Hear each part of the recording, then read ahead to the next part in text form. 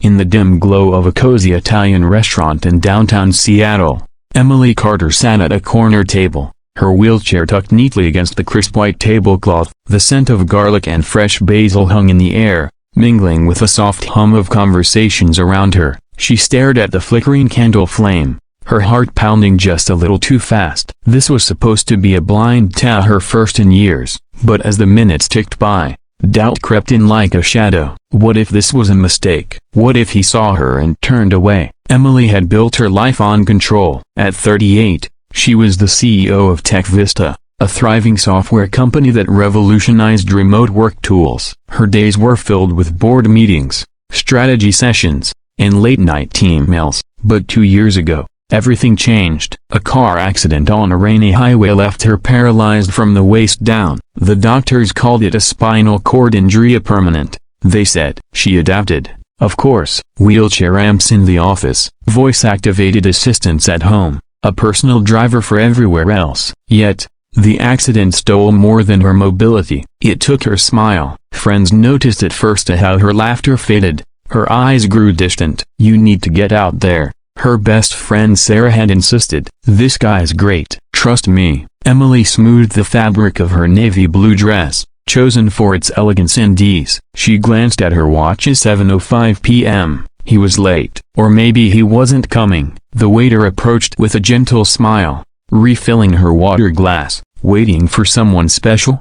he asked. Emily nodded, forcing a polite curve to her lips that didn't reach her eyes. Inside, she felt the familiar weight of isolation. Being a CEO meant power, but it also meant walls. Who would want to date a woman like her? Successful, yes, but broken in ways that couldn't be fixed with money or ambition. The restaurant's atmosphere was warm, inviting. Soft jazz played in the background, the kind with slow saxophone notes that lingered like a sigh. Couples leaned close at nearby tables, sharing stories and stolen glances. Emily watched them, a quiet ache building in her chest. She remembered dates from her pasta-easy laughs, spontaneous walks under city lights. Now, every outing required planning, accessible entrances, wide aisles, no stairs. Sarah had sworn this place was perfect. And Jack? He's down to earth. A mechanic, but the good kind. Fixes cars like they're puzzles. A mechanic. Emily almost laughed at the thought bitterly.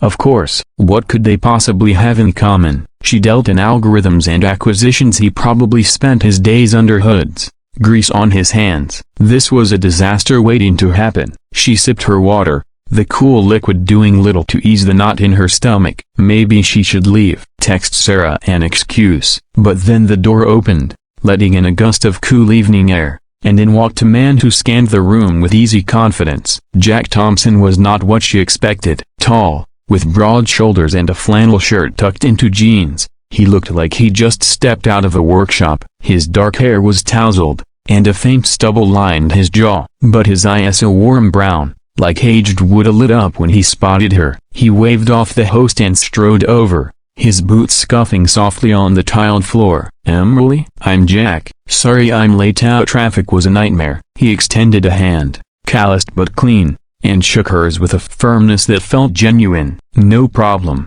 Emily replied, her voice steady despite the flutter in her chest. He pulled out the chair across from her and sat, his movements unhurried. Up close, she noticed the faint scent of motor oil mixed with soap, honest, earthy. The waiter returned, and Jack ordered a beer, glancing at her glass. "What are you having? Wine? Let's make it a bottle if you're game." They started with small talk, the kind that fills the air like background music. Jack asked about her day. She mentioned a merger deal without going into details. He talked about a vintage Mustang he'd been restoring for a client. "It's got this rumble when it starts up, pure magic," he said, his eyes sparkling. Emily nodded, but inside, the differences loomed. She was used to polished executives in suits, not men who spoke of engines like old friends. As appetizers arrived, a bruschetta topped with ripe tomatoes and basil, Emily felt the conversation lag. She shifted in her wheelchair, the leather creaking softly. Jack noticed,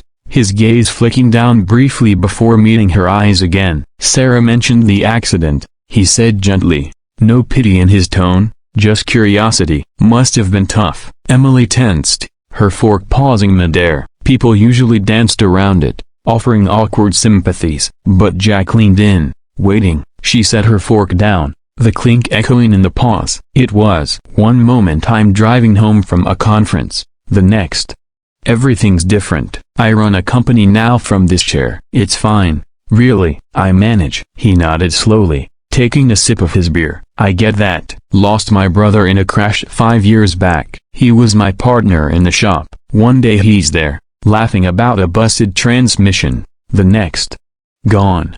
His voice softened, a quiet vulnerability slipping through. Emily's breath caught. She hadn't expected depth from him, and not like this. The restaurant seemed to fade a little, the jazz melting into the background as she listened. They talked more, the words flowing easier now. Jack shared how he'd taken over the auto shop alone, turning it into a community hub where he fixed cars for single moms at cost and taught kids basic mechanics on weekends. It's not glamorous, he admitted with a shrug, but it keeps me grounded. Life's too short for pretending. Emily found herself opening up, too, about the long nights staring at ceilings, wondering if she'd ever feel whole again. I haven't really smiled in ages, she confessed, her voice barely above a whisper. It's like the accident froze that part of me. Jack tilted his head, a small smile playing on his lips. Maybe it just needs the right spark. He reached into his pocket and pulled out a small, weathered photo, a snapshot of him and his brother under a car hood,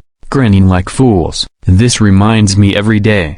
Joy sneaks up when you least expect it. The main courses arrived, a pasta for her, steak for Hema, and with them, a subtle shift in the air. The tension that had coiled in Emily's shoulders began to unwind. Jack's stories were simple, laced with humor that didn't demand laughter but invited it. He described a customer whose car sounded like a dying walrus and how he'd fixed it with a part scavenged from a junkyard. Emily chuckled softly, the sound surprising her. It wasn't forced, it just happened. But as dessert menus appeared, doubt crept back. What was this? A pity date? Jack seemed sincere, but she was a CEO in a wheelchair. He was a mechanic with oil-stained dreams. The rising unease made her fidget, her hands twisting the napkin in her lap. This is nice, she said, but I don't know if Emily.